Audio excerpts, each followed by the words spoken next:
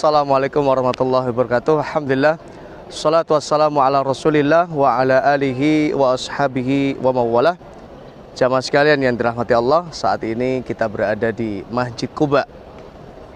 Jadi Masjid Quba ini adalah masjid yang sangat bersejarah di dalam sejarah Islam. Masjid ini adalah masjid yang pertama kali didirikan Nabi Sallallahu Alaihi Wasallam dan bersama para sahabat radhiyallahu anhum. Jadi kalau ditanya, masjid apa yang didirikan Nabi ketika Nabi berada di kota Madinah? Jadi yang didirikan Nabi dan para sahabat pertama kali di Madinah adalah Masjid Quba, bukan Masjid Nabawi. Sebagaimana firman Allah Subhanahu wa taala, A'udzubillahi minasyaitonirrajim, la masjidun ussisa 'ala taqwa min yaumin ahaqqu an taquma fi. Masjid ini adalah masjid yang dibangun di atas asas ketakwaan kepada Allah. Jadi Nabi ketika masuk kota Madinah itu yang dibangun Nabi enggak infrastruktur atau bukan kantor pemerintahan atau enggak memperbaiki jalan ya. Tapi yang dibangun Nabi dan para sahabat pertama kali adalah masjid. Kenapa harus masjid? Karena masjid adalah pondasi ketakwaan, pondasi keimanan, pondasi orang ini dikatakan benar atau enggak dilihat bagaimana ibadahnya, dekatnya dia kepada Allah Subhanahu wa taala. Karena kalau orang mau bahagia dia harus taat sama Allah, harus dekat sama Allah. Enggak akan orang mendapatkan kebahagiaan kecuali dia taat kepada Allah Subhanahu wa taala.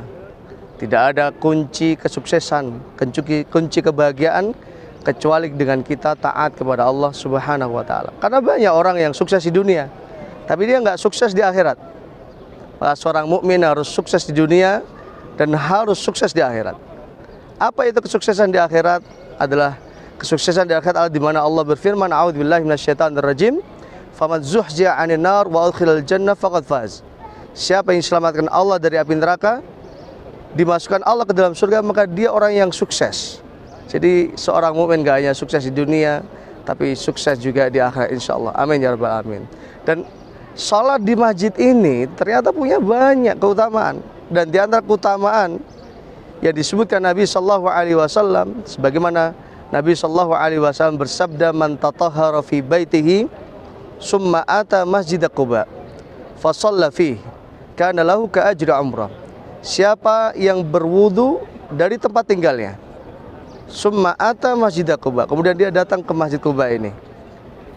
Dalam riwayat yang lain, masyan kana amraqiba, kadangkala Nabi jalan kaki, kadangkala pakai kendaraan. Fa shalla fihi, dan salat di dalamnya di Masjid Quba, kana lahu ka ajri umrah, baginya pahala umrah. Maka ini adalah kesempatan yang berharga bagi Bapak Ibu yang Allah berikan kenikmatan untuk bisa berada di kota Madinah Al-Munawwarah. Ini ada masjid yang punya keistimewaan di mana kita salat di dalamnya, maka Allah berikan pahala umrah.